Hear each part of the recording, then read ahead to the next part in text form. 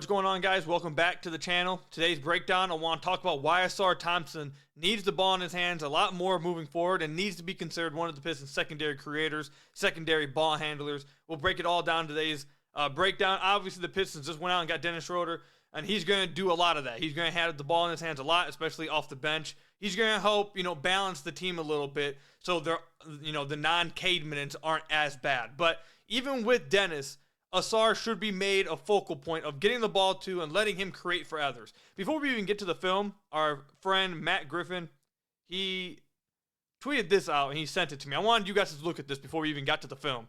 So Ausar Thompson, if you look at this is his on-ball percentage. He has the least amount on-ball percentage as anyone here, okay? You see his brother right below him, Jaime Jaquez, Zach LaVine, Jaylen Brown, etc. If you look at his potential assist per minute, he has the highest of any of them. But he has the ball the least out of any of them. Every time Ausar Thompson touches the ball, he's generating an open look for the Pistons. He's generating a good look. Whether the team makes it, whether he makes it, whether the team ends with a bucket or not, he is generating good offense for the Detroit Pistons. It's one of their biggest issues.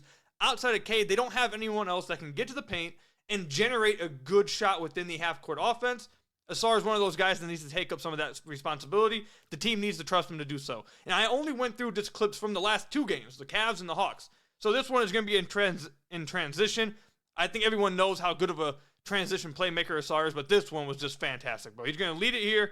He sees Jalen Duren trailing. Again, if you go back to a breakdown I had in his summer league 2 years ago, this is the same type of play, just incredible anticipation and processing here. He sees he has one defender on the left side or on the right side of the court. You got THJ spotting up at the wing. You got Jalen Duren cutting to the basket. Strus is in a tough position. Ausar is going to use his eyes, and he's going to use where he releases the ball to manipulate Strus and create an open dunk for Jalen Duren. Watch how he does this. He's going to bring the ball up, look at THJ, move the ball up, and then throw it while it's up to the opposite direction. Completely. Look at Strus trying to fight through this. He thinks THJ is about to get an open three. Easy dunk for Jalen Duren. Incredible anticipation, manipulation, and processing from Ausar. Just special stuff as a playmaker, man. That kind of stuff doesn't happen all the time. This one, he's going to get the ball in the baseline. He's going to get to the paint. He's going to get an and one. This one right here I just included just to show every time Ausar wants to drive, he's going to get 2 feet in the paint. If you watch the Pistons minutes without Cade, they struggled to get 2 feet in the paint at all times. It's just all a bunch of DHO, step back threes, pull up twos, long twos. It's a bunch of tough shot making. They can't get to the paint at all. And as soon as, this is just off a catch along the baseline, easy into the paint and one. He's getting to the paint almost every single time he touches the ball. It's just going to happen. He's too athletic. Even without a shot, he's too athletic to stop him. This time, this is another transition look. Look, he's going to get to the paint. And even if he misses, again, he misses this, but this is to show that when Ausar has the ball in his hands, he's generating good looks. He's generating paint touches. He's generating rim pressure. Almost every single time he touches the ball. You'll live with this. You will live with this aggressive Ausar Thompson getting downhill and to the basket rather than step back twos, step back long twos, long contested threes. Like, he's generating good looks every time he touches the ball. This is another one, transition right here. Look, gets all the way to the rim, generates an open shot for Tobias Harris. He's going to beat Strus. Mobley knows this. He has to come in and help, or Ausar's just too athletic for Strus to handle one-on-one. So he's going to get Mobley to suck in. Tobias Harris, open corner three. He misses it. Not an assist, but again, generates an open look by getting 2 feet into the paint. This is another one. He's going to drive, he gets 2 feet into the paint. Look how many people he has watching him. 1, 2, 3 in the paint. Garland trying to guess on where he's going to go. So he has 4 guys looking at him. And he makes a good pass to THJ. Look at this. Jumps in the air, gets an open shot for THJ. He misses it, but again, generates an open look for the Pistons. Every time he touches the ball, it seems like he's generating a good look. Another one. He's going to go and push this in transition off a defensive rebound.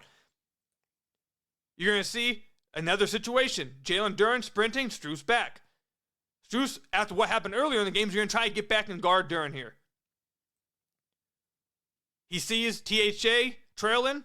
You got the numbers, 3-on-2.